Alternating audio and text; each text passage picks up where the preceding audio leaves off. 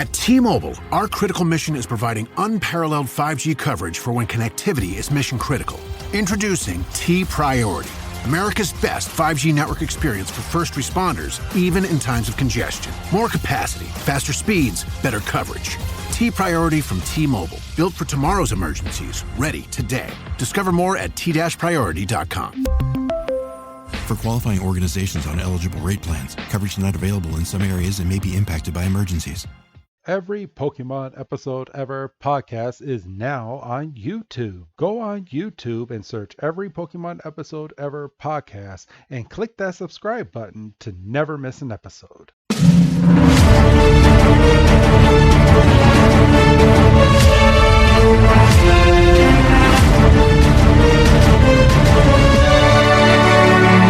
Welcome back, everybody, to another fantastic episode of the Every Pokemon Episode Ever podcast.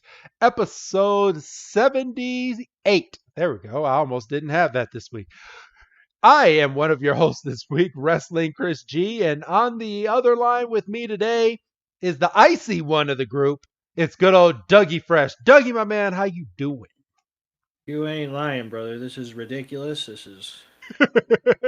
It's a little better today than it was at the end of the week, but well, yeah, it at least got up to 40 degrees today. Everything melted. Yeah.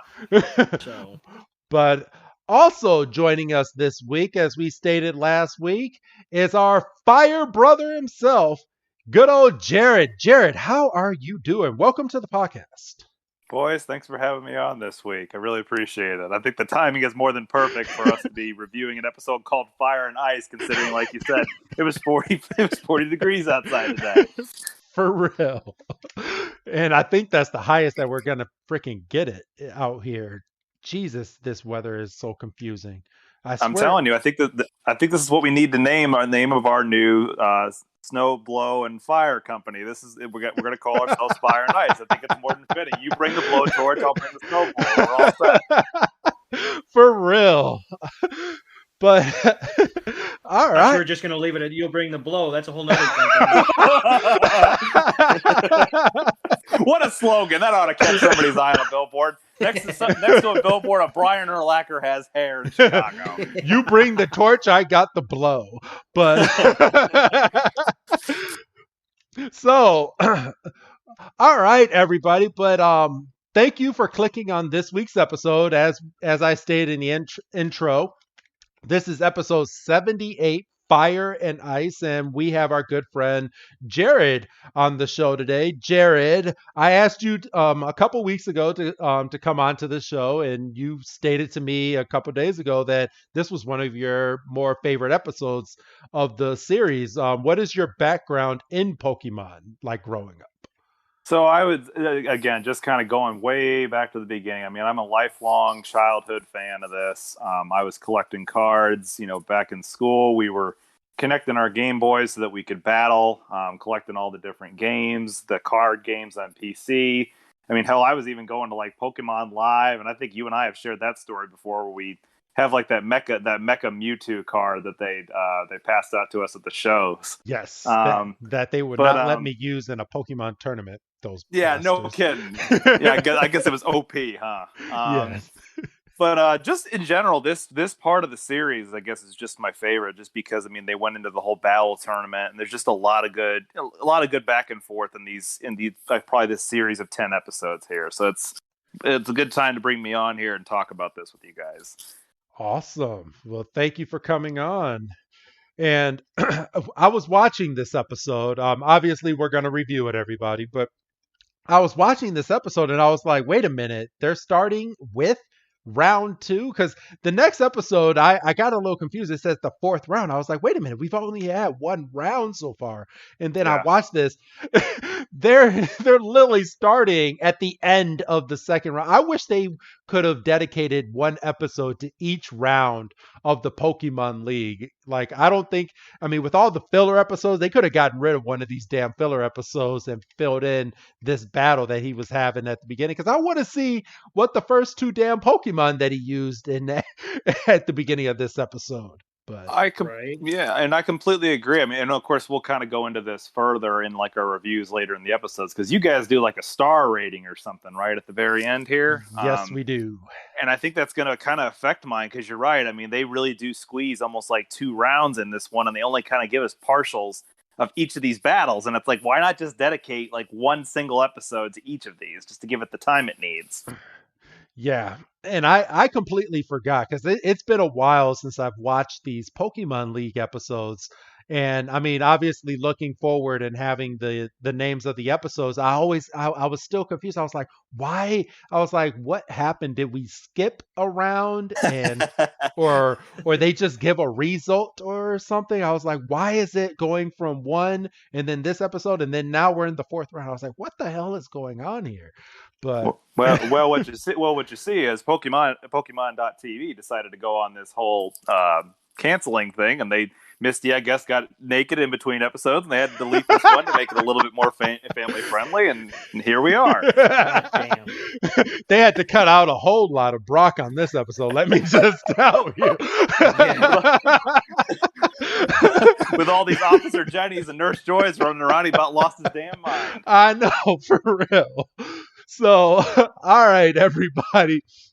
So, as we stated today, this episode is called Fire and Ice, or translated from Japan, Ice-Filled Blazing Battle. And this episode had premiered in Japan December 24th of 1998. And here in the States, it premiered November 6th of 1999.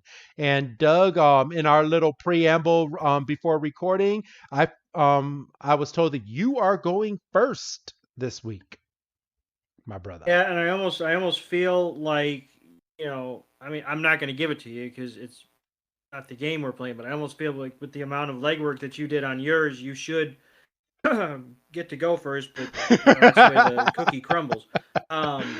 Bastard. I mean, and credit to you, and I mean, we'll get to it, and I promise I'm not stretching to figure out one final bit of information, because that would be unprofessional. As he's clicking in the background, God, find it. Hey, That's not a prediction. That's a spoiler. Hey, shut up. Yeah, no, but so I kind of took a page out of your book this week, and I went for two things because they're pretty much, I would say, tied at the hip. Because on November 6th of 1860, where the hell did that tab go? God damn it. Abraham Lincoln is elected the 16th President of the United States. And on November 6th, 1861, Jefferson Davis is elected as the President of the Confederacy. Oh, okay. And obviously, you're talking 60, 61, you're talking very early stages of the American Civil War between the North and the South. And I mean, that's a story. I mean, obviously, Lincoln, probably one of the more noteworthy presidents. Yes. He kills vampires, He's a vampire hunter now. The book is better than the movie. Stop me if you've heard that one before. Dude, don't even get me started on books. I just started rereading the Animorph books, and boy, that was such a good series. Yeah, it was.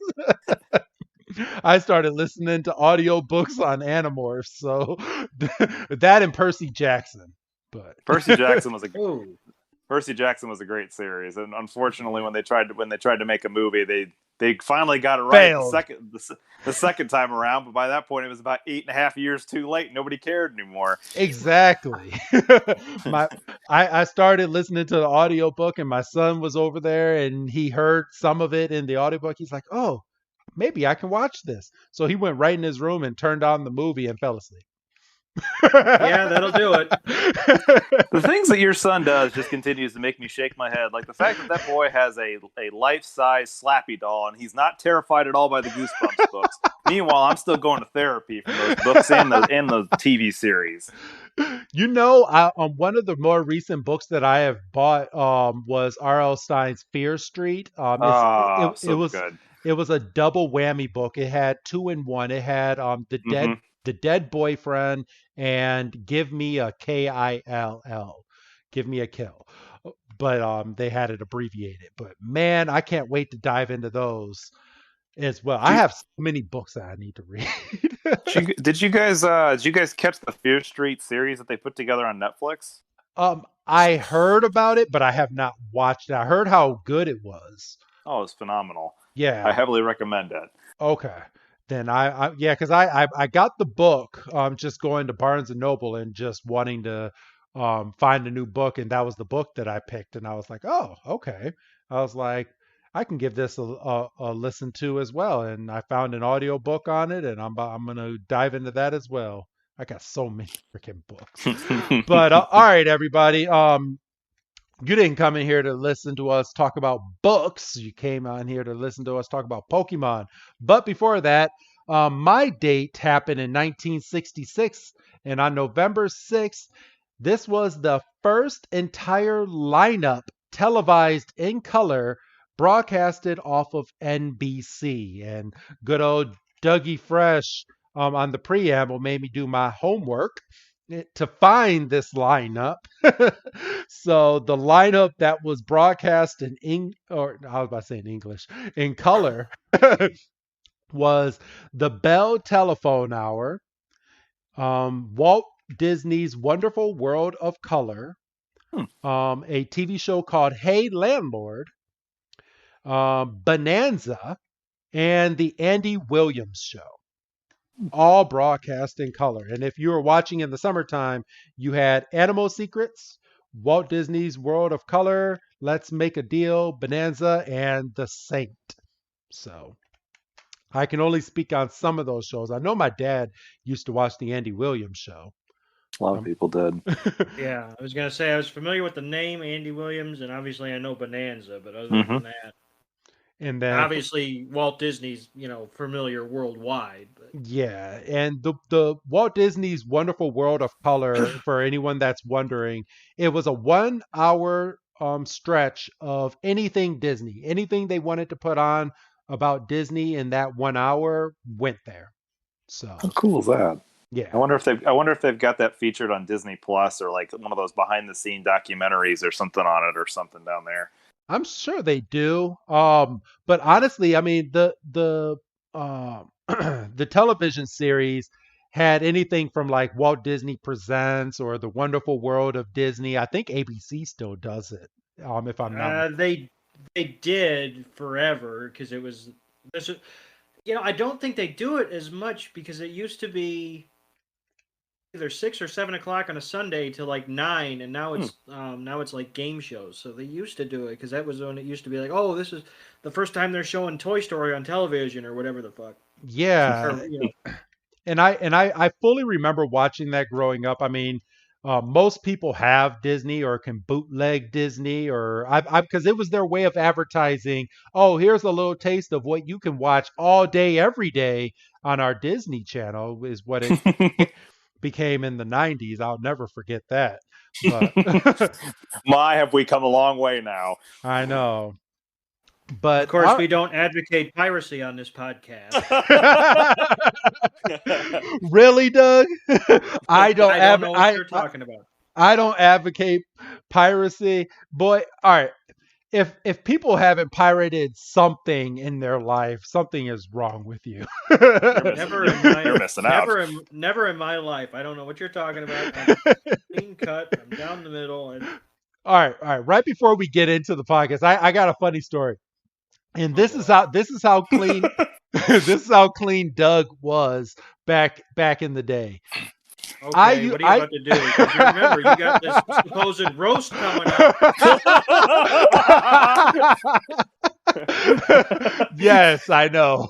But for people that are wondering what he's talking about, we're doing a roast of Wrestling Chris G for my birthday this upcoming year. And you're like, why would you want to do that on your birthday? He's a And dumb man. He's a very dumb man. But it's coming up. It's going to be this summer. It's going to be wonderful. And maybe I'll broadcast it as no, I'm not going to broadcast it, but it will be recorded. So it can be taped, but it can't be live broadcast. Put it on the Patreon. There you go. That'll bring in some funds. Yeah, it will. But yeah, fuck. What was I saying? How Doug used to be all clean. I would pirate back in high school. For me, I would pirate music all the time. But Doug, I tried to get this boy from freshman year, and I think he finally cracked in senior year. I was like, dude, I can just make you these CDs. It will save you so much money. But he was a collector, and he was against piracy, and probably a little scared to pirate anything as well. But boy, oh boy, how have the times changed, Doug? Well, I mean, cut to today, and obviously it's all streaming anyway. Yeah, exactly. But I was just ahead of it. Why do I picture like high school you standing in like a back alley somewhere with some dark trench coat with CDs jammed in there, and it's filmed like a cheesy Dare video like back in the day? Like, kids don't commit to piracy now. Because that was me. And there I am walking into my Best Buy with my $20. It's funny because and I'll never give his name, but I used to make movies for one of my teachers in high school because I would get these movies, I would put them on DVDs, and I would legit give it to the teacher, and the teacher would buy them off me for like $5 a pop. Back in the kind day. of movies. not those type of movies. Just like regular movies. Like I would That's how you pass that class. And somehow my teacher ended up on the news. I don't know what happened. So, all right, everybody. I hope you guys are enjoying this podcast so far, but it's time to get into this week's episode. Let me go ahead and get a minute in, and I will start this week's podcast. Jared, we normally I'll throw it to you or I'll throw it to Doug to go over a piece of the episode, but I'll start it off so you kind of know how we review these properly. Sure. So, all right, everybody, here we go. So this week we start with a basically a full recap of last week's episode. How they jam-packed that entire battle into like 30 seconds still astonishes me, but it goes through. Makes you stupid for watching the whole episode last week. I know. I mean, for real. I should have waited until round 4 to find out what happened in 2 and 3.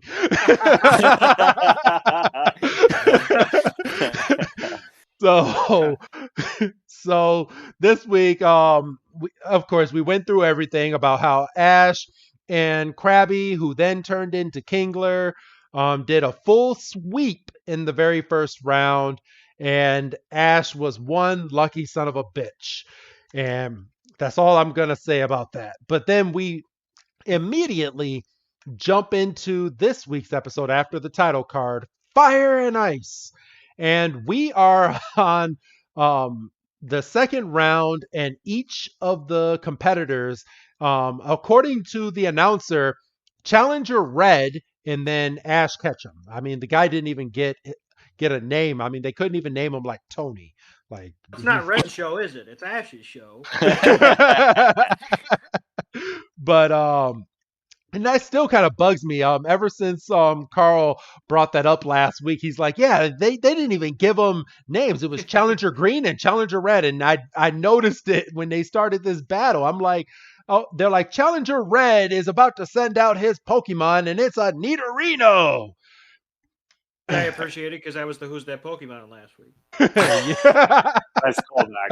Isn't Yeah. it kind of how they named the characters when you played the video game anyway, though? Like they'd have those weird, quirky names or something like Homeless Trainer or something like that challenges you to a battle. Yes. We ran away from him because he smelled funny.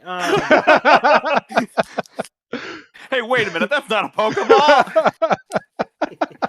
Well, no, but to Carl's point from last week, it made a little bit more sense when it was just two random, guys and it wasn't involving Ash. But for it to be Ash going up against Trainer in the red corner is very lazy.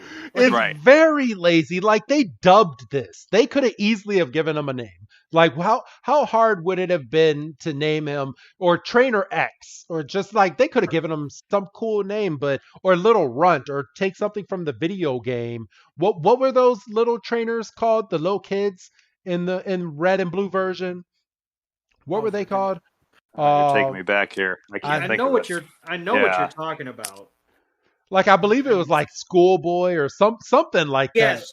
Yeah. Yeah, like it could have been like Schoolboy or like they could have like gave but no. Schoolboy Mark or something like that. Give him a wrestling name or something like that. Or even just, because it's red, so you don't want to do too much in the dub. Just call him like Rob or Rick or Riley or something. Yes, exactly. But no, but Ash is battling Trainer Red. So, and I had a problem with this. So last week, Brock and Misty were in the stands. They're on the battlefield this week. So they're sitting behind Ash and they're giving Ash like pointers during this battle, which I fully believe is cheating. How do you have two gym leaders behind you getting ready to or giving you like pointers as to how to battle? But Ash is like, okay, you're using a Nidorino. I know exactly who I'm going to use. And Pikachu is getting ready. He's like, oh yeah, let me go out there. He goes, Squirtle, and just throws Pikachu all off his shit. and Pikachu was like, oh, shit. and just falls on the ground. But Squirtle comes out, jumps onto a rock, and it's now go time. And Doug, do you want to go over the next part of this battle? Yes. So the announcer gives Ash way too much credit. He says, "Oh, young Mr. Ketchum must be preparing to utilize Squirtle's hard shell against Nidorino's charging attacks." Bullshit. He just threw him out there because he wasn't thinking. And the trainer, Red, right, exactly. Calls out a tackle.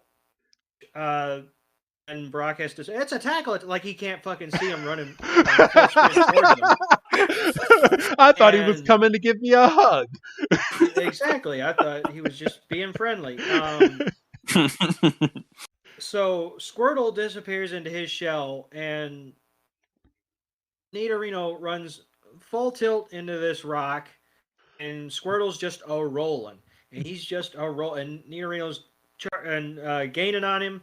Nidorino was an idiot. He had a stationary Squirtle that he could have easily have just charged his horn in at.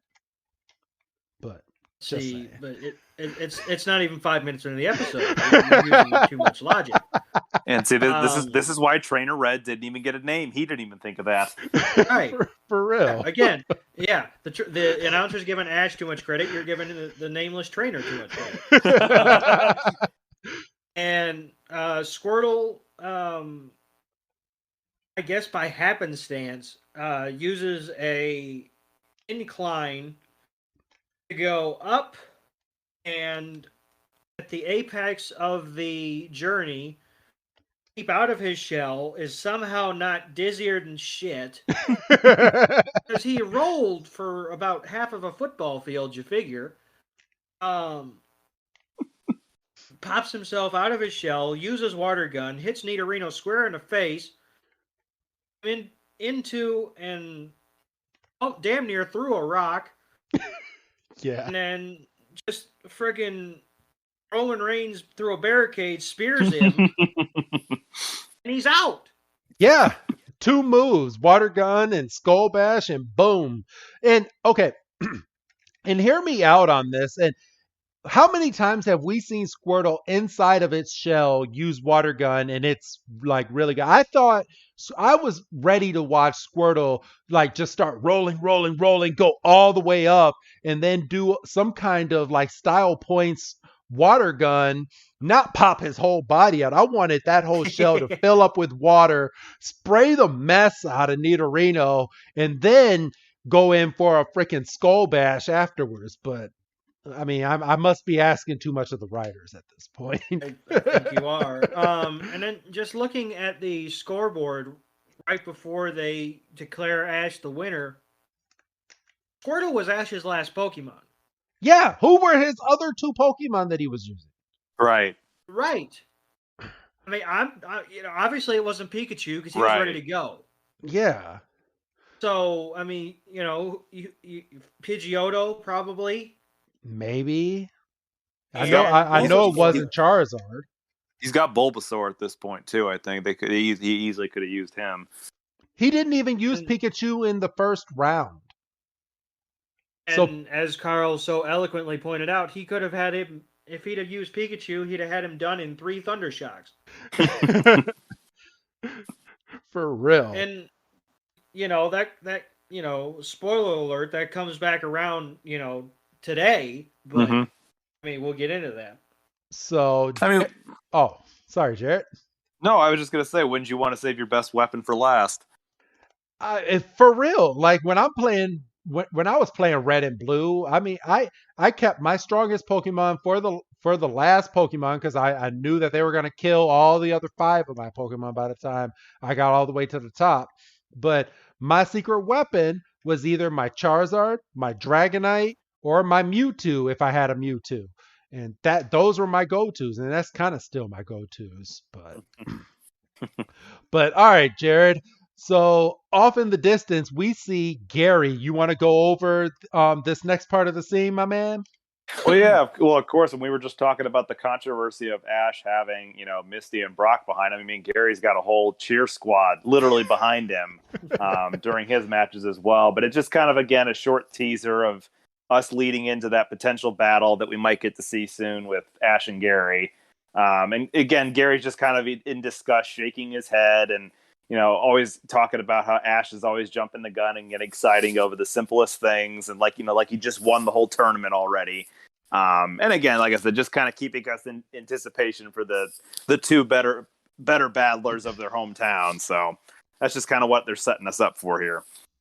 For real. And Gary's one of my I know he doesn't show up in many episodes, but when he does show up, I like fanboy over Gary. Like, I love Gary because Gary is such a dick to Ash. he literally stood here, Ash not even knowing, and he's like, Ash wins 2 battles and he thinks he's won the whole thing. Well, every time we turn around, I mean, Gary was always accomplishing all these, incredible feats or whatnot. Like it would, Ash, it would take him forever to collect like 10 Pokemon or something. And then Gary's got like, 72 of the same kind, back at Professor Oak's office. So it's like, it just always seems like Gary's always pulling off the impossible in the background. For real, we had an episode a couple episodes ago where Ash came back into Pallet Town. He went to Professor Oak's house, and at Professor Oak's house, there was Gary. He was having a cup of tea, and they go into the back to look at everyone's Pokemon, and there's a bunch of green balls. And Gary was like, "Oh, see, you do have a lot of Pokemon." And then Professor Oak knocks Ash on his ass and was like, "Yeah, those are all Tauros." You did not tell him that. I mean, they were green balls with an S on them. It's not like they were regular Pokeballs that he just had a finger paints with.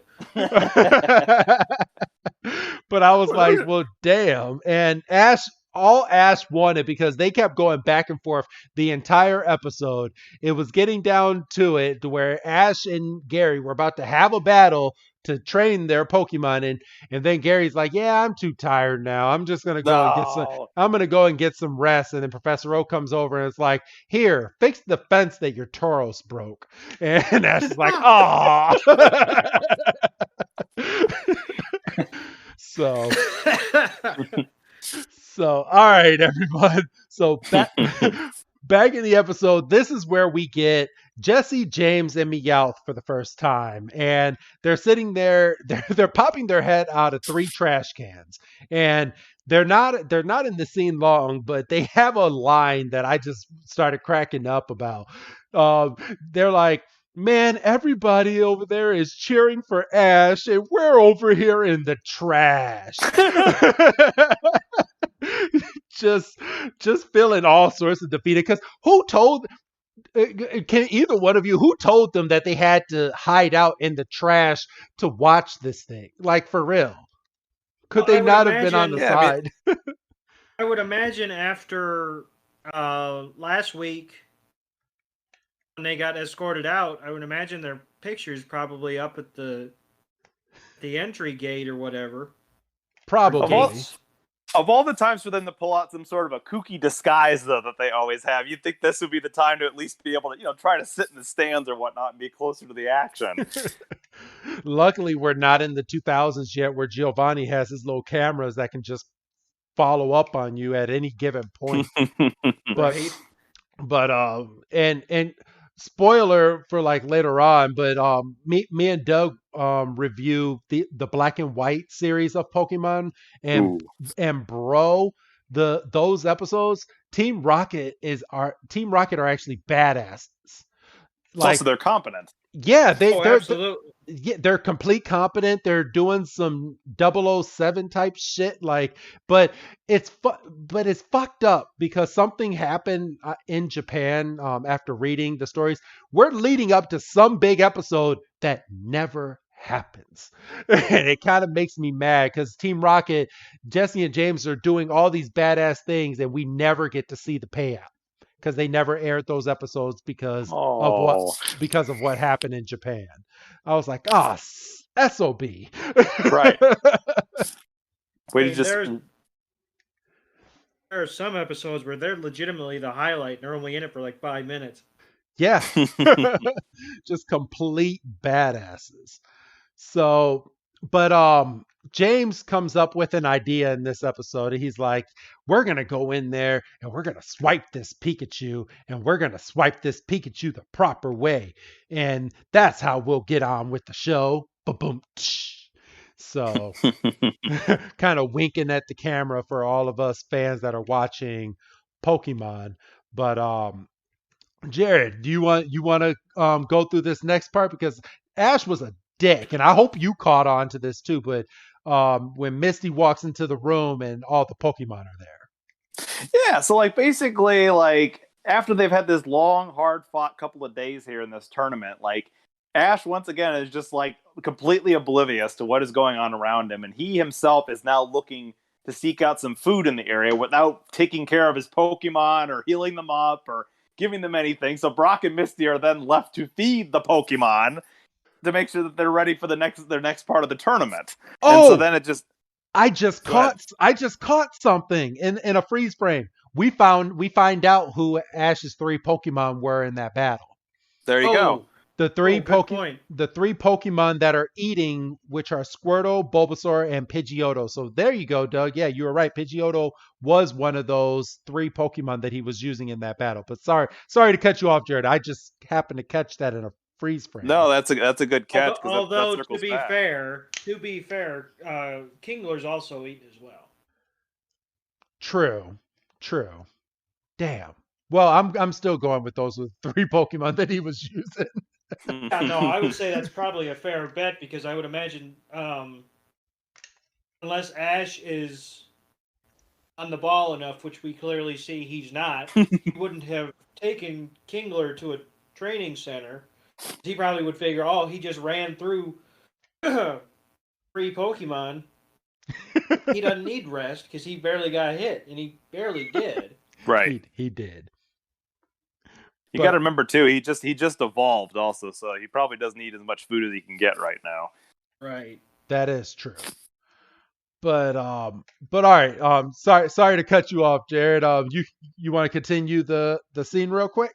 Yeah, so I mean, like I said, they're just kind of going through there and they're commenting about how irresponsible Ash is, and oh yeah, he was hungry, so he just went to go get something to eat. And it's like, wow, you didn't even think to feed your other Pokemon.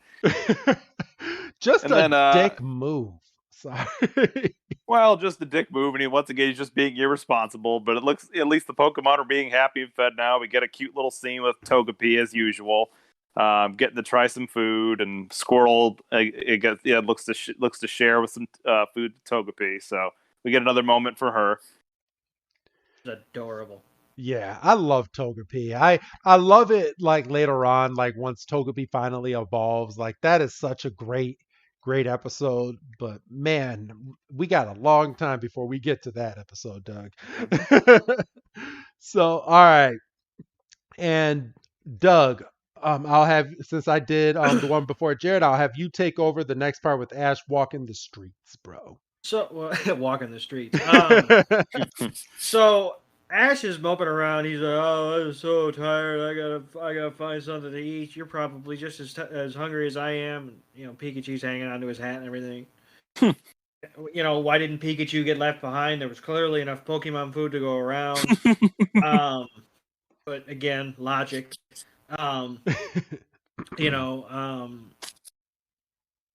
so he's walking, and we're like bang in the middle of this downtown area, and you know we're hearing on the road to Viridian City.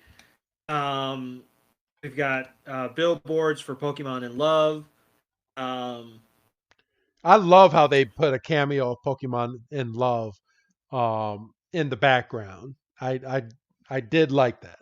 That was a nice. I love that they had Road to Viridian City playing in the background. That's one of my favorite Pokemon songs. Oh, quiz. Because I didn't know this until a certain guest was on the show. But you know who made that song? I mean, my guess would be Jason, but I don't know if it was Jason made that song. Jason Page made Viridian City. Yes, he did. No kidding. That's awesome. I know. That's two hit songs from this show. I know, 2 in one show. I didn't even put that together. There you go.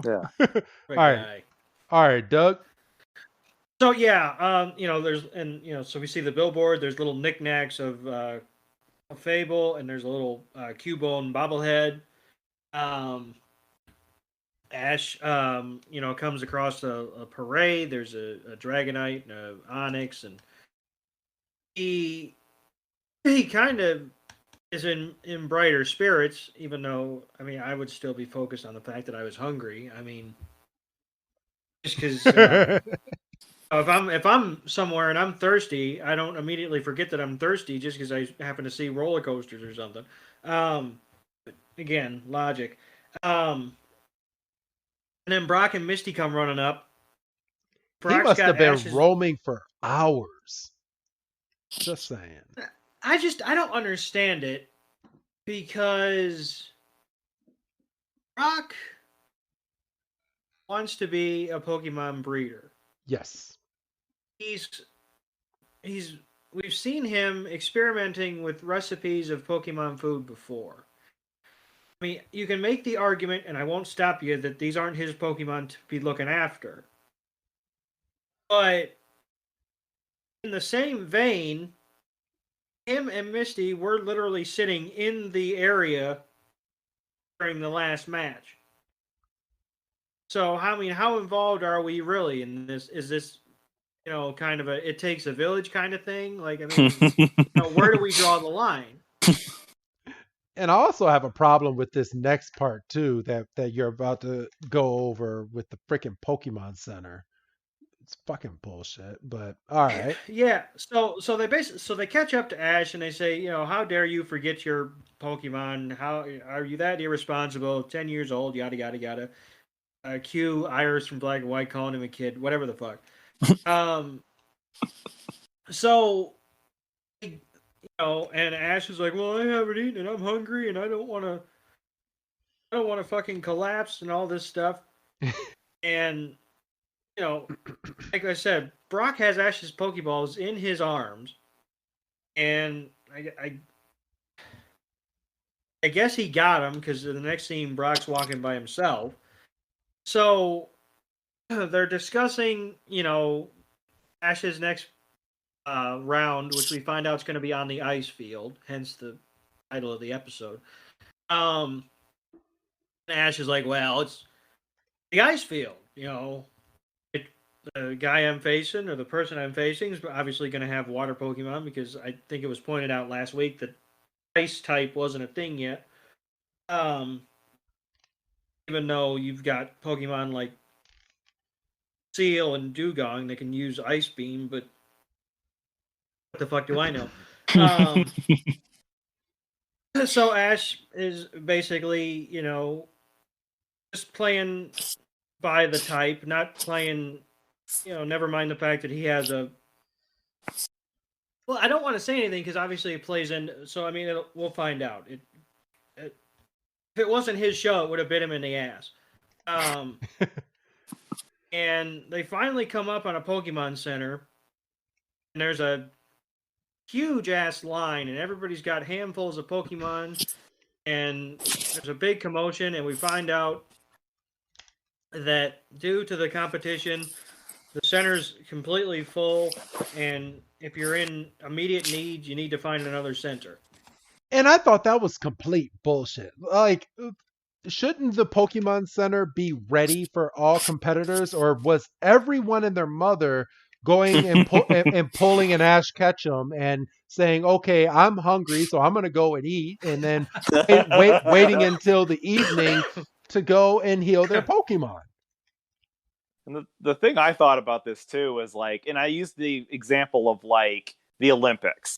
This town clearly was not prepared to host like an arena type Pokemon tournament.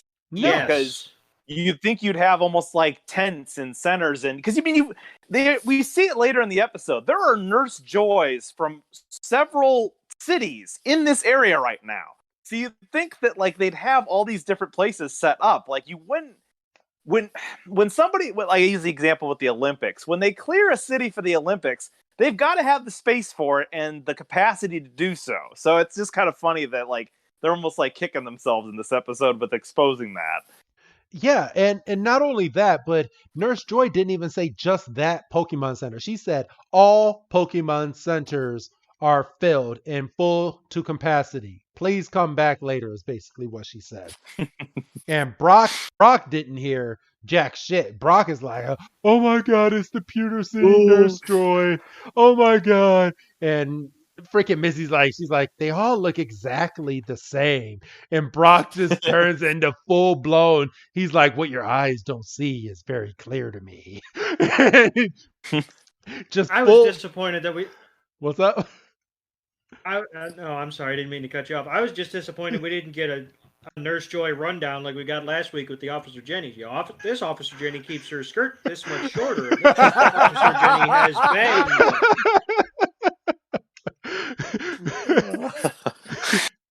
And Misty's sitting there. She's like, Brock is a poet. I didn't know it. And Togepi's like, Togepi. I was like, oh, so cute. Such a...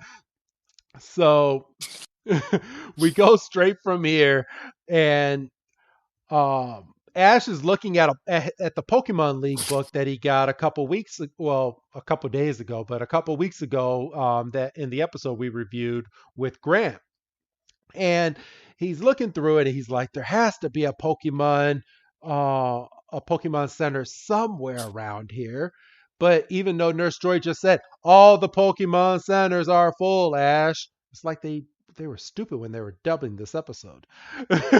And it's from here Ash starts to smell some delicious food, and then he pulls up to an all-you-can-eat buffet. And Ash is like, oh my gosh, come on, let's go, Pikachu. And Missy's like, Ash, you're Pokemon. And Ash, full-blown dick boy number 2 in this episode. Well, I would say number 3 in this episode. Sits here and he's like, my Pokemon would understand. He's like, if I don't get any food in my belly, what use am I gonna be to my Pokemon? So they'll understand that I need to eat too. I haven't eaten all day. Which, I mean, it's kind of a good point. I mean, when if all the Pokemon centers are completely full, what are you going to do? Continue to look for a Pokemon center instead of kind of feeding yourself before all these places close for the night? I Probably would. the To one.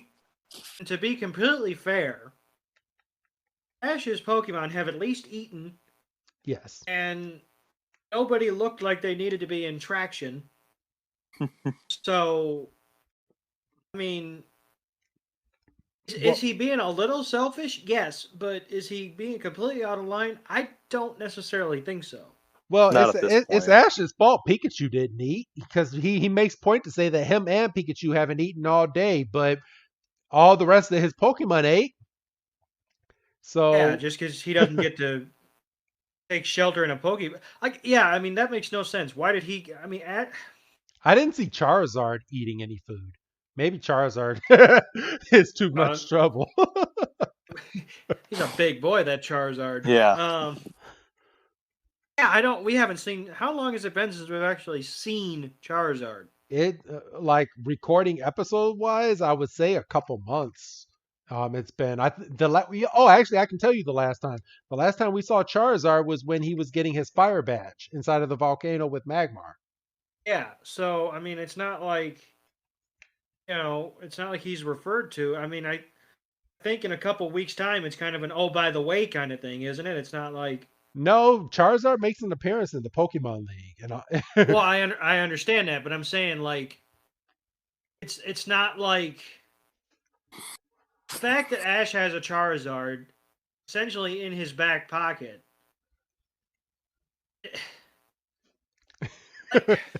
it's irritating. It's I baffling. know. It's baffling. Just It It's is. unfortunately, I think in Ash's mind at this point, Charizard is still in stubborn mode, so he almost can't trust him in a tournament setting because he doesn't know what he's going to do. And not even just that, but I mean, and we bring this up all the time, Jared. Like, Ash has all of his badges in the video game. When you get all of the badges, it don't matter if you get Joe Blow's Pokemon from Cucamonga. Like that Pokemon is going to obey you. So I don't know where I came up with that, but I'm gonna have to find me this Cucamonga area in the Pokemon games. for real, it's behind the truck that has the Mew.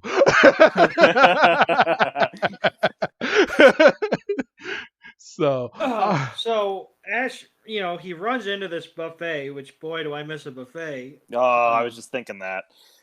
But yeah, it's I don't know if it's gonna if it might still be a hot minute before I go into another buffet, even though I love them. Yeah, I mean it's gonna have to take some convincing. Like I'm gonna have to be like Ash Ketchum, and we're gonna have to be going somewhere. And it's like, well, it's either the old country or we have to wait another 3 hours to get to a McDonald's, which would never happen. They're on every corner. Right, it's like Walgreens. So yeah, Ash runs into this place, and he gets in there, and he's all gung ho. He's looking over the food. He pulls out his pockets, and he has no money. He starts to cry. He's like, "Well, this is my luck." And the nice woman walks up and says, "Would you like a plate?" And Ash is like, "Yeah, but I don't have any money." And no, he says, "Well, yeah, but only if it's a collection plate." And then he laughs at his own joke because why wouldn't you? And basically, that's all we were missing.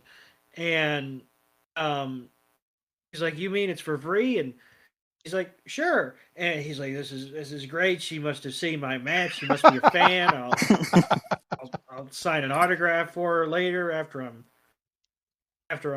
fully satisfied." And he's basically doing leapfrogs over these tables, just filling up a plate. And Misty walks in, and she sees Ash and Pikachu at a table just chowing. And Misty says, "Boy, Ash, if you eat all this food, your belly's going to be as big as your head," which was a good line that got no notice. I had to pause the show when I was watching it earlier. I wasn't expecting that. And then Misty does what she normally does and just chops him at the knees. That's her job. She keeps him humble. Ash was so proud of himself. He was so happy. He says, "I got all this food for free because the nice lady at the counter is a fan." And she goes, "You idiot! All Pokemon League competitors get to eat for free." So my thought is this whole time. So what was he doing? Was he getting gypped by people and people were charging him for food? He's like, "I'll pay," and they're like, "Oh, you'll pay? Okay, I'll take your money." You can eat here anytime you want. They see the hayseed from Palatown come walking in, and they say, "Oh boy, this is a rube." Here's a tourist that we can scam. Yeah. All right. He's even wearing Pokemon League merchandise. Look at that hat. So, and then from here, we almost get the death of Pikachu. And I'm gonna say it like that because Togepi jumps down after Misty speaks and chops Ash back down to size, and Togepi jumps down, sees a napkin on a table, and is like, "Oh, I'm gonna go and pull this thing." And Pikachu's like, "Oh boy, this is not good. Don't do it. don't do it, Togepi." And Togepi pulls it down. Pikachu goes over, tackles Togepi out of the way, and this whole basket of forks, spoons, knives, everything you could imagine that is completely sharp. And when I say spoon, you're like, "A spoon's not sharp." No, it's the back end of the spoon. But this Pikachu freaking tackles Togepi. I'm surprised that Togepi wasn't knocked out. And, no, it wasn't. It wasn't a tackle. Togepi walks away. Yeah, it was an attempted tackle. It was like the Cardinals defense last night. That's terrible, Doug. It won't matter. When is this coming out? In a couple of weeks, when it won't matter about the Cardinals. Yeah. I was gonna say, sorry to our grieving fans in Phoenix right now. Oh, I don't know what that throw. I watched up until that backyard interception, and I was like, "Well, this is it." Because you make that throw, it's like, is that Mitch Trubisky? Like, what the? Where was that going? Okay. Yeah, exactly. I think that's what you, I, and everybody in Phoenix was asking last night. Where was that throw going? So Pikachu falls on his back, and the basket's already falling. So we get a stab, and then we get a back shot of Pikachu, and all the forks and knives are all around Pikachu, and Pikachu catches a fork in the mouth. Like, jeez. And one of the forks looks like it almost impaled Pikachu's tail at this point. Yeah, it was close. And then Togepi comes and runs over going, "Toga, Toga, Toga, Toga, Toga." I was like, "Oh, so cute." I was like, "You can't be mad at Togepi." And Ash looks over and is like, "Pikachu, what the hell are you doing down there? Are you training to be in the circus?" And Misty's like, "Togepi, don't you try anything stupid or dangerous, okay?" And Togepi's just up there like cheesing. And this, and I saved this for you, Jared, because I figured you would have a ball with this part. But then we get Ash going, "Hey, wasn't Brock with you?" and then we go to Brock's amazing scene after the "Who's That Pokemon," which was coughing in this episode, everyone. Which I can't believe that he had. I'm almost sure that they're doubling back on themselves. No, coughing hasn't had one yet. Really? We might have had an Ekans, but yeah, coughing hasn't had one yet. Really, that shocks me. I know. I find it ironic that we have mentioned pandemic-filled hospitals in this episode. We have mentioned buffets in this episode, and now we have mentioned coughing. I think we need to check in for COVID. Coughing started COVID. but he started it really slow. There was only one coughing, and he had to do the job for everyone. It didn't get real dangerous until he evolved into wheezing. Okay, all right. Right before you do this scene, Jerry, I have to say, because with you talking about COVID, about at the start of COVID, when everything was starting to get bad, I had bought the Pokemon collection DVDs off of eBay, and I was watching them, and I'm watching these episodes fully through. Stephanie was over here just going, man, can we watch something other than Pokemon? Because that's how much Pokemon I was watching. But there was one episode, I believe it was the 3rd season, because it had Chikorita, it had Cyndaquil and all that. So I believe that was season 3. But there's a whole episode where when they're battling, I forgot what the premise was, but they were all wearing masks while they were battling. And I snapped a picture of the TV and I sent it over to Doug, and I was like, ain't this about a bitch? I'm watching a whole episode. It's like they knew. For real. They Simpsons us. That's right. Japan has been wearing like surgical masks like in the subways forever. Yeah, because of bird flu, even when we were kids, right? Yeah.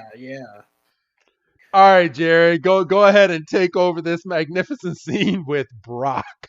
So speaking of dead, pretty much Brock is in heaven in this scene, and he finally gets to be amongst all of his, his Nurse Joys and his Officer Jennies. They're literally all in one place due to the tournament right now.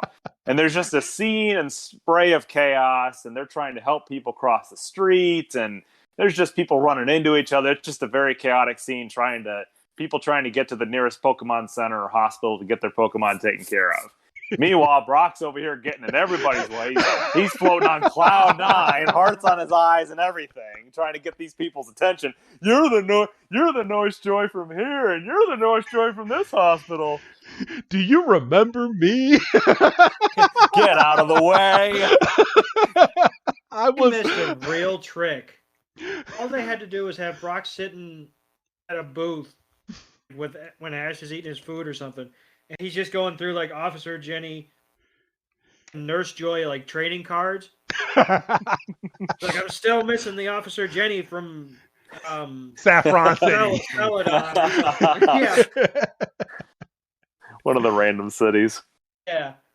So then I'll conclude with my part of the scene here, because I think this kind of ties back to what we were talking about at the beginning of the episode. So they get to a Pokemon Center that has a line that's completely wrapped around the corner, longer than the first one, and Ash even makes that comment. And out from around the corner comes this ghostly white hand waving them around the corner. Chris, was that you in high school trying to wave Doug over to buy a CD out of your jacket? I got the good one, Doug. I got the good one. Yes, it was. Onion ring in this case. I'll even throw in a White Castle slider. Oh, God. Hey, then you might have had me. I probably would have. But from that hand, we go around the corner, and of course, we see none other than James, dressed in a nurse outfit, because James just can't help himself from dressing in womanly clothes in Pokemon. He was so advanced in this time. But James, dressed as a nurse, was like, we have a Pokemon Center. It's not crowded at all. And it even has its very own Nurse Joy. And Brock just jumps up. He's like, Nurse Joy? A Nurse Joy that I haven't met? Oh my God. And freaking scares the mess out of Misty and Ash. And Ash was like, where did you come from? He's like, I'm anywhere that Nurse Joy is.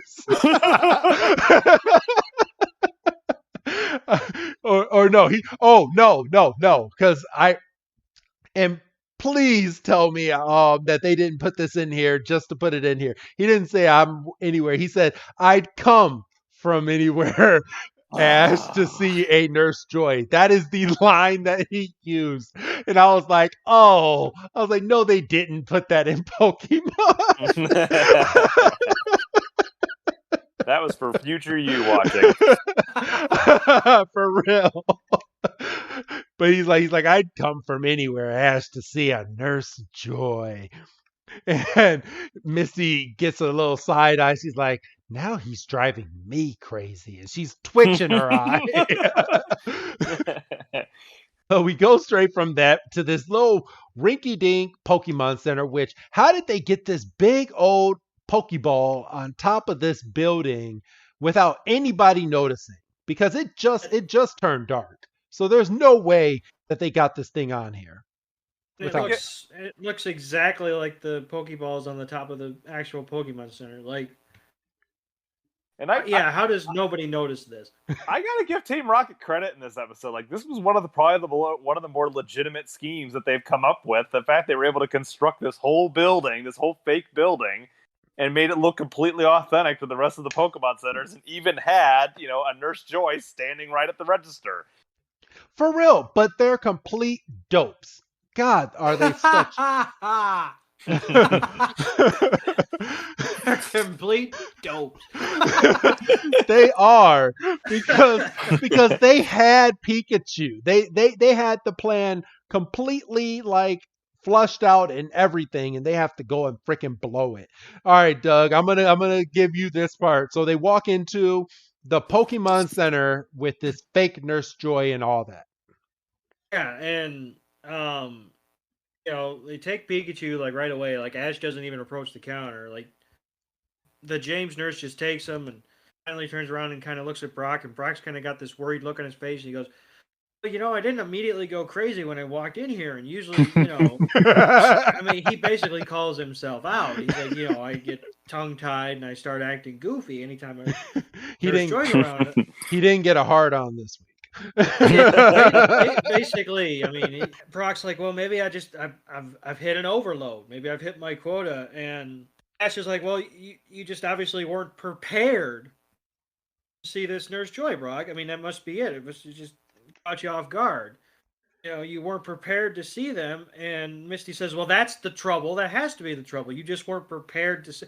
And the only reason we're hitting, prepared and trouble is because, as, Ash and Brock and Misty hit prepared and trouble, freaking Jesse and James are behind the counter going into convulsions. They couldn't help themselves because they've got ticks, basically, that anytime trouble and prepare, I mean, they have to have OCD for their motto, which isn't a laughing matter, and I shouldn't make trivial of it. It's not. OCD is a real thing, speaking as somebody from personal experience. Not as bad as I once was, but still, I still have my little picadillos. So that's a $10 word for you. If you take nothing away from this podcast. All the words that we're coming up with on this podcast this week. Oh God. So Jesse and James can't help themselves anymore. They have to do it. They have to reset their center, and they go into their motto, and they unveil that Shock Horror, it's Team Rocket, which we've all known for 10 minutes. Meowth pops up, and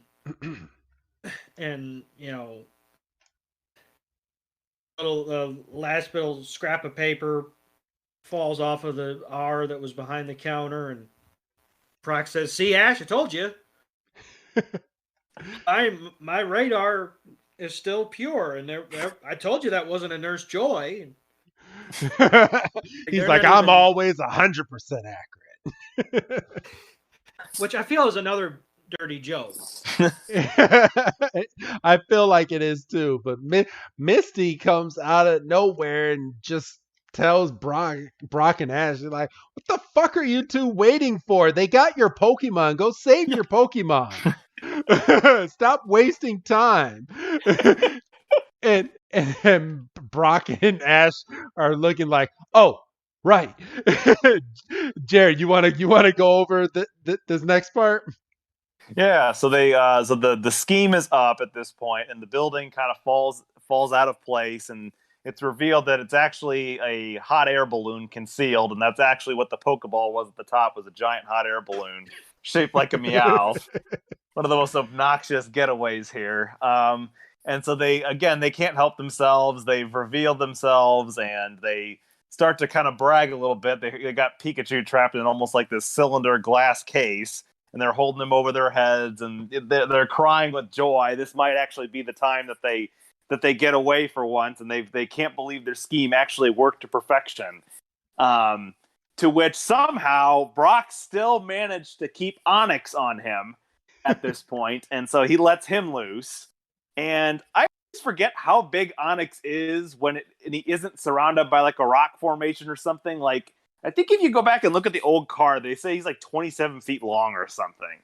And for real, and I have a problem with this part, Jared. So a couple episodes ago, we had a whole episode that was based around Onix. It was with Bruno. We saw and it revolved around this huge Onix that was living up in the Rockies, and Bruno wanted to catch it. So Brock's Onix, we found out, is not that big of a fucking Onix. Like this, like Brock's Onix can literally be the size of like just only 2 rocks on this big Onix.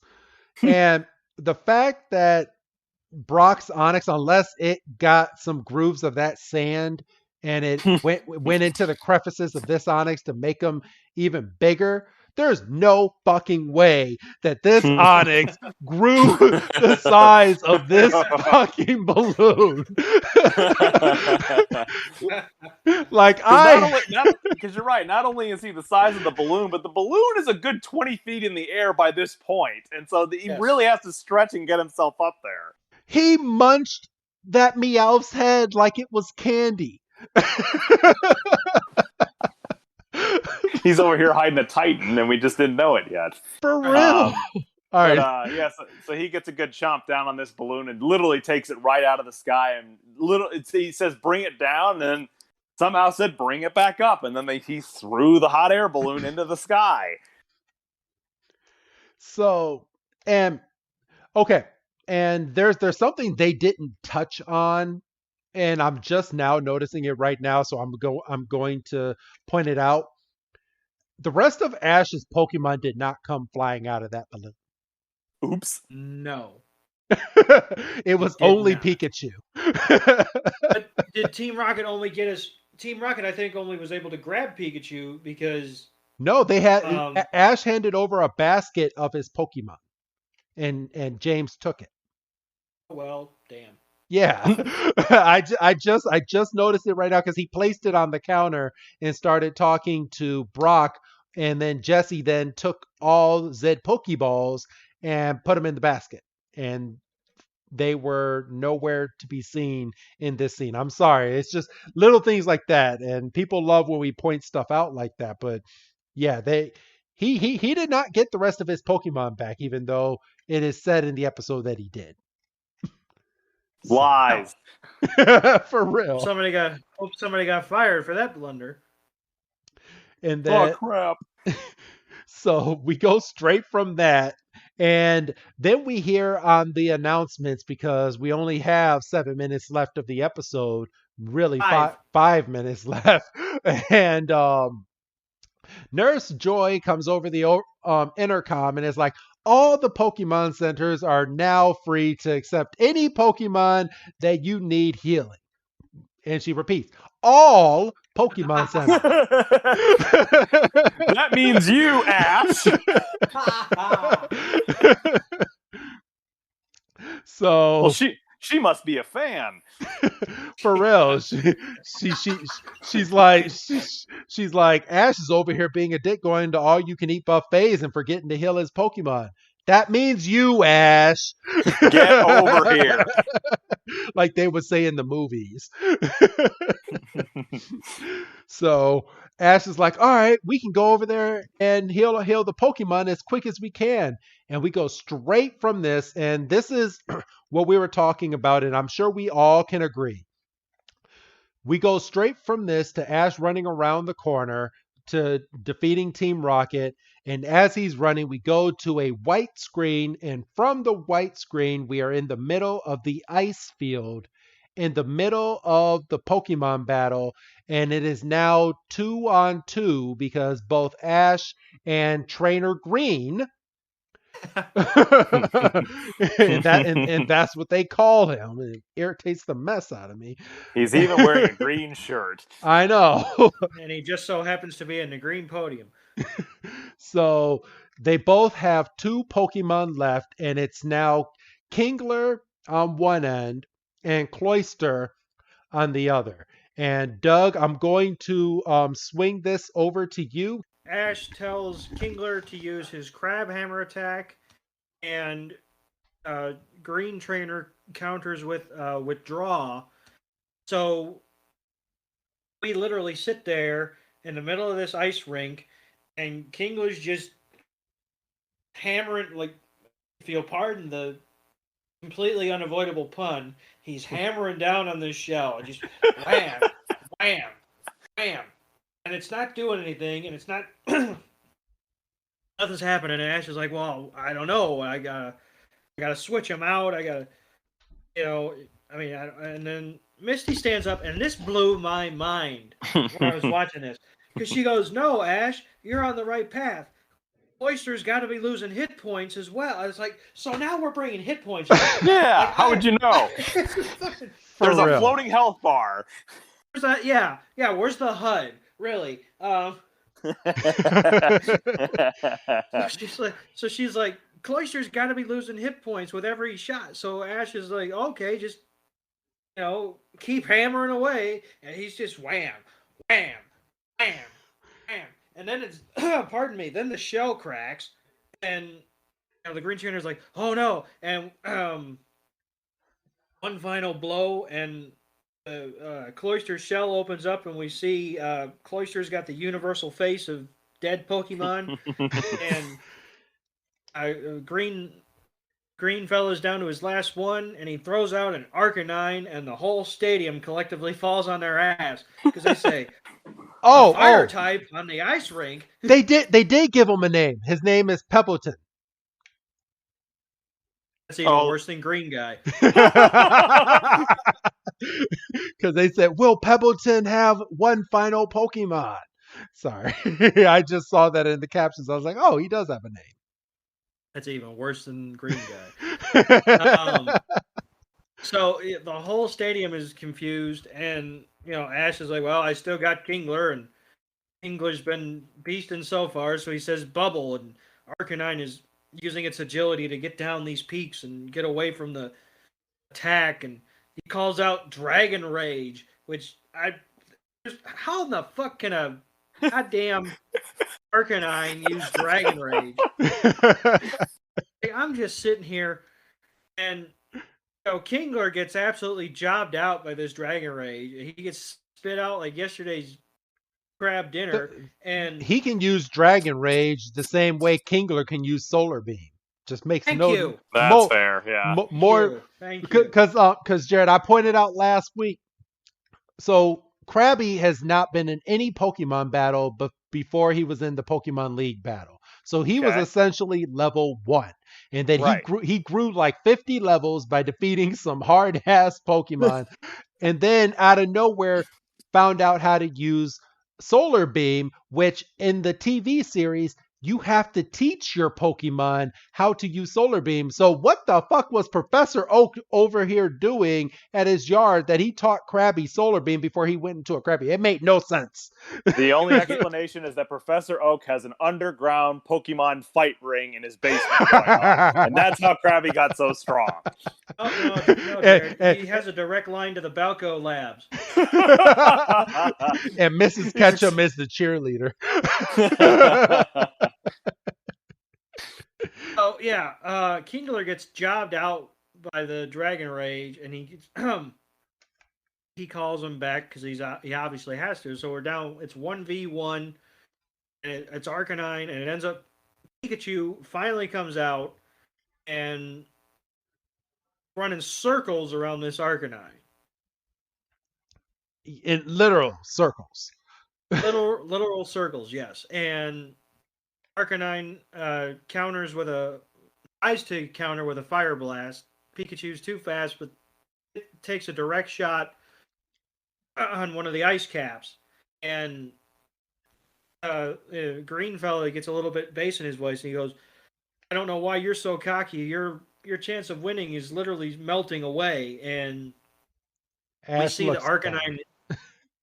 Ash looks completely dumb and unprepared, and we just see that Arcanine is using all these fire attacks to literally melt the arena. And Misty has to play dumb for a second so Brock can play the manly man and come in with the answer. He goes, he's trying to slow down Pikachu and, take away the ice, and, you're basically at that point just left with a swimming pool with two little ice cubes. Ice cubes. Well, I was going to say iceberg, but what Pikachu's standing on is basically an ice cube. And poor Pikachu is literally going to be toast. And Brock says, "Ash, tell Pikachu to take a dive." And Ash turn around and go, "You mean like throw the fight?" And he go, "No, you idiot. No, you fucking... Jared, why don't you take the ending of this battle as Pikachu jumps into the water? So once again, Ash, being as oblivious as he usually is, has to be reminded that, hey, Pikachu is an electric Pokemon. Water is conductive. Why don't you use that to your advantage? So then he has to be reminded of that, and basically he comes up with the excuse was, "Well, I didn't forget. It just took me a little bit to remember." And so then he does the smart thing, and then allows Pikachu to use that big Thunderbolt attack, and pretty much blows up half the arena with the Arcanine standing on whatever ice platform it had. Gets blown into the air and is left with, as Doug called it, that universal dead Pokemon face, just floating up in the water, belly up. Which is a grim image. It really is! The dead dog in the water! It's horrible! Holy shit. So then, of course, we're left with the celebratory scene of Ash holding up a proud Pikachu. He'd finally gotten to be used after all the torture and abuse he'd gone through this entire episode. Recapping, he essentially face planted in the first 5 minutes because he thought he was going to get used, and Ash punked him. Then Ash starved him later on in the episode. He nearly gets kidnapped, and then he nearly gets fried by this Arcanine. So Pikachu is the hero of this entire story after all this chaos. For real. It's better than Pikachu hanging on the cliff of a volcano getting ready to die, and then you just end the episode. Next time on Pokemon.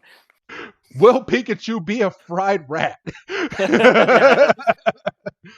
All right, Doug, what were you about to say? Oh, I was going to say, once again, the final freeze frame of the episode is Ash, Misty, Brock, and Pikachu celebrating like Ash won the whole damn thing, and he just advanced to the fourth round? Yes. Yeah, fourth round. Within a span of 2 episodes. So, all right. And that is this week's episode, because we got the to be continued on the freeze frame. So, woohoo! Another Pokemon League episode in the books. And Doug, I'm going to start with you with your Duggo-meter, as I like to call it. Out of the 5 stars, what do you give this week's episode? This is an easy 4. Okay. You had basically 2 half battles, which I'm going to be generous and say it equates to 1 battle. Mm-hmm. I wholeheartedly agree with your stance that each round should have been their own episode. You can't tell me they couldn't have fleshed out these episodes, considering the literal slog of crap we had to get through just to get to the Pokemon League. So you're telling me you couldn't have thrown some of those B plots into some of these episodes and padded them out that way? Doug, we went through a snow episode that was a lost episode in the middle of these filler episodes. We saw Santa Claus in an episode. Yeah. So yeah, I mean, this is an easy 4. I mean, last week got the half bump because of the Krabby evolution. You didn't have that.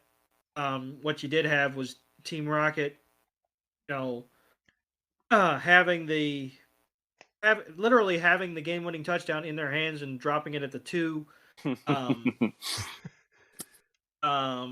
So they were back to being idiots. Ash was terrible, but I don't know. He was on the border. I think if he'd have done one more shitty thing, I think it might have bumped down to a 3.5. But he just managed to hang on to it. So yeah, I'm gonna say 4. All right, and Jared, what would you give this episode? That's exactly what I was thinking, even from the beginning. I thought I was going to give this one a 4 as well, for a couple different reasons. One, they gave us a Gary teaser again. Team Rocket actually had a pretty legitimate scheme in the middle of all this, because I was thinking, I'm like, as I'm watching this, I'm like, why are they calling this Fire and Ice? And we didn't realize it until the last 5 minutes of the show. But For real. because of all the nice filler they actually had in this episode, I didn't mind that it took it that long. And I didn't mind that the battles were a little bit shorter at the beginning and at the end, because they both kind of contained a lot within the 5 minutes that they were with each other. So I think that's probably where I was at with it. We had a lot of good filler in between, a lot of humor. I can't go wrong with that. With Brock going apeshit crazy on cloud 9 with all the Nurse Joys and Officer Jennies, and the fact that it actually kind of worked in his favor this episode, that he knew it was a whole plot that Team Rocket was up to. So that's kind of where I'm at with it. I believe also that it was a 4-star rating. All right, and I think it's going to be a clean sweep because I'm going with the 4 as well. I'm just gonna run down what we had in this episode. I'm thinking back now, and I'm like, we've had so much in just one episode.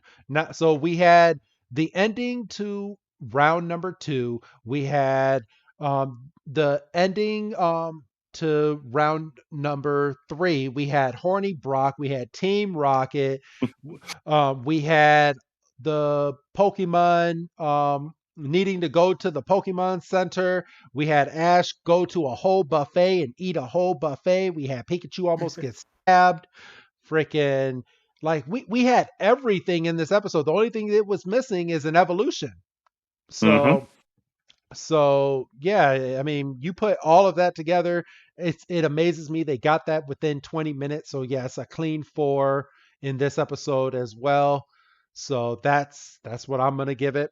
And then it is now time, everyone, for the Pokemon pack. I'm going to rub this one on my head. Come on. Give me something good. All right, everybody. This week I am opening, which one is this? A Sword and Shield Chilling Rain pack. So, all right, let's go ahead and get this one open. Ooh, this one was easy to open compared to others. Oh, son of a bitch. So I got a black card, everybody, which means that it's a dud pack. So we will find out. All right. I got Jared, I'm gonna give this one to you. And then because what I like to ask our guests, and I normally ask Doug this, is when I'm flipping over the cards, there is a energy card. What do you guess the energy card is going to be before I flip it over? I will guess it's going to be water. Water, okay, and it is 2 in a row. All right, I got a water energy. Hey, I got a Reboot, a Trainer Agatha, a Trainer Frog Crystal. I got a Spheal, a Swirlix, a Yamask, a Cast Form. Oh, I got 2 Cast Forms in a row. I got the Sun Cast Form, and then I got the regular Cast Form. My reverse holo is an Abomasnow, and then my rare is a non-holo Doug Trio. So yes, a dud pack. But that Obama Snow does look pretty badass. He has a Mega Punch that does 90 damage. I'm gonna have to show that one to my son. But all right, everybody, if you want to see those cards, go on our Instagram and you can see all these nice, pretty, colorful cards that we have on there. But Jared, I want to thank you again for coming on this week's episode. Absolutely. I really appreciate it. I mean, anytime I can get together with you guys, it's always a treat. And I really appreciate you allowing me to come on here and celebrate something that I truly have cherished since I was a little kid. So I'm just glad you guys are getting this thing up off the ground. And, a Pokemon podcast, it's a great time to be alive. I know, for real. So, Doug, do you have anything else to add this week before we sign off this week?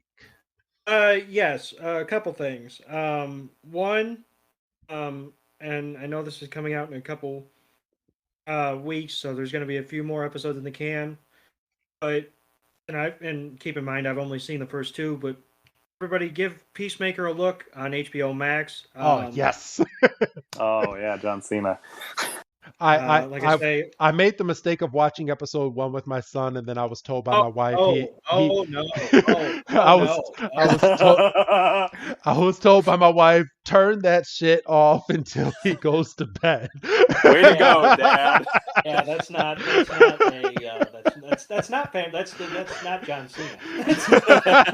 You can definitely see him. You can see him. You can possibly see too much of him. But yeah, like I say, I haven't watched the third episode yet.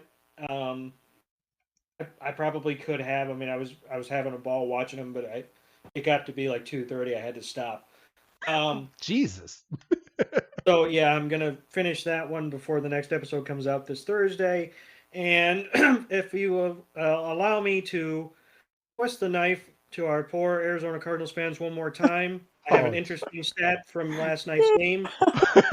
Kyler Murray's passer rating was 40.9. Odell Beckham's passer rating was 118.8. So yeah. Way to stick it to him, Doug. We're gonna have a dip in Arizona this week. I can just kind of feel it. I'd also like to thank Cooper Kupp for giving me a spectacular fantasy season. I did not win my championship this year, but him and Jonathan Taylor helped me get all the way there. So hey, all right. You're gonna have to, I'm gonna have to talk to you off air. I want to give a fantasy football for like a year, but obviously it's not gonna be this year. I want to try it next year, and I got you. Yeah, I need some pointers for next year. So I got you. The Jared Consulting firm is open again. So I've been to two championships in a row. Won the first one, and I lost this year. So okay. So you're the Chiefs. Yes, I'm currently the Chiefs dynasty. So, all right, Doug. Any other final words? Well, since I didn't have to say it last week, I mean, I'm not going to say anything negative. I'm just going to say, go Niners. If you've got one more game in you, And when people are hearing this, they're like, "Oh, the Niners lost." Yeah. Oh, the poor guy doesn't have any idea. And I'm also really looking forward to Kansas City versus Buffalo this weekend. Yep, I am as well. So, all right. Well, then, all the football out of the way. Go ahead and say your goodbye, Doug. Bye, Doug. Don't forget about the Rumble either. How could we forget with Michael Cole reminding us every 5 minutes? For real. A Rumble that has barely anybody in it. All right. Again, I want to thank you, Jared. So if you want to give a nice little sign out, Jared, and then I will close out for you. All right. Good night, everybody. Thank you for having me on. All right. And this is Wrestling Chris G telling all of you, don't miss next week's episode because it's literally called the 4th Round Rumble, everybody. The 4th Round Rumble. Let's hope the whole episode is a damn freaking match. Let's just pray. Fingers crossed. All right, everybody. Let's have a good night, and I will catch you next week. Have a good night, everyone.